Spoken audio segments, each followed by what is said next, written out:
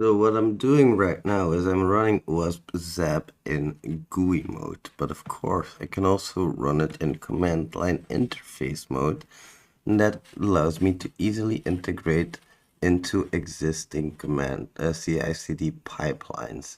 So that way I can easily run automated scans completely for free. Why would you not do this is what I always ask myself. So you have safe mode as you see at the top left, protected mode, standard mode, and tag mode.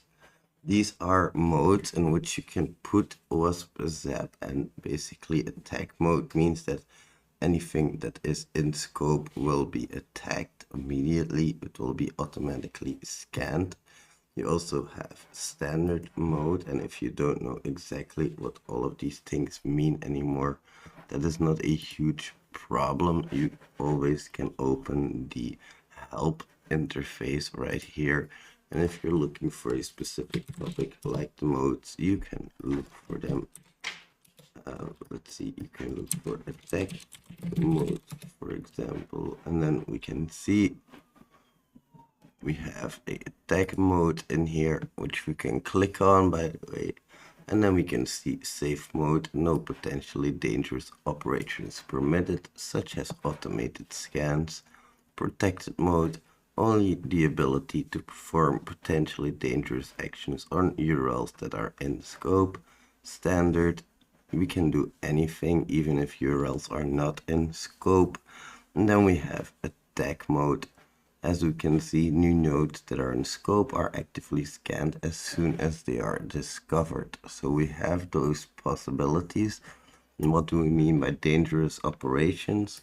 Spidering, active scanning, fuzzing, forced browsing, breaking, intercept, and resending requests. So if we want to intercept requests, if we want to break, that is what this green little button here is for. You can set breaks on all of the requests and responses. Now, if I put things into safe mode, as you can see right now, I have into safe mode. I will add some things later on, and then we will turn to this, and you'll see that in safe mode, I won't be able to do things like actively scan those URLs. So that is it for the zap modes. Then on the welcome screen, you can see that you have contexts, you have your sites, and then you have your automated scans, manual exploration, learn more, and some more information about ZapCon at the moment of recording.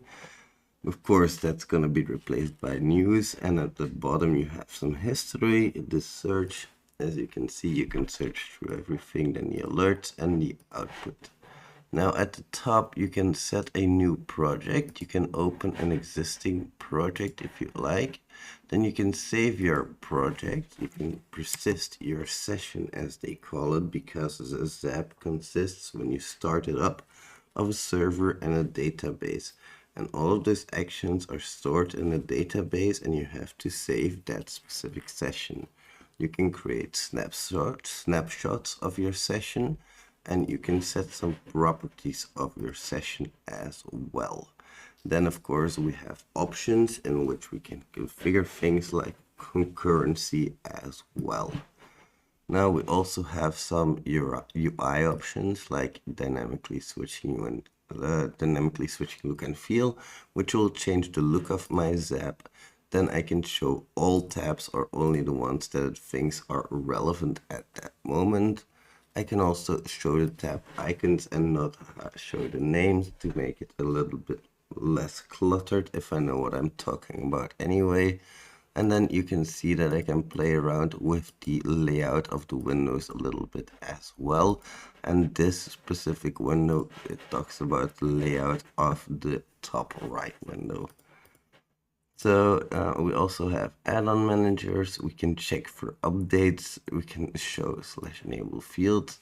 Then the breaking, as we said before, with resuming on the next step and just resuming, and binning the requests and the responses, in other words, throwing them away, adding custom HTTP breakpoints, which we can also choose to not intercept the full traffic, but only parts of it with the custom breakpoints. And we have the scan policy manager, which we'll get into later. Forced user mode, which is disabled since we don't have any forced users. And then we can record zest scripts, look at that user guide that we were talking about, disabling the zap HUD, which we'll get into more later as well. Open up the browser that we've configured, and we can generate reports as well, which are very useful, of course. So why would you use Zap over Burp Suite, you might be wondering. All of this is free.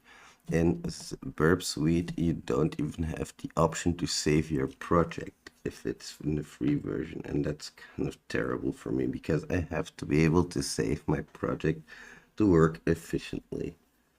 Now, that's it for the GUI of Zap. We'll get more into some of these details that we looked at, and we'll start off with the contexts.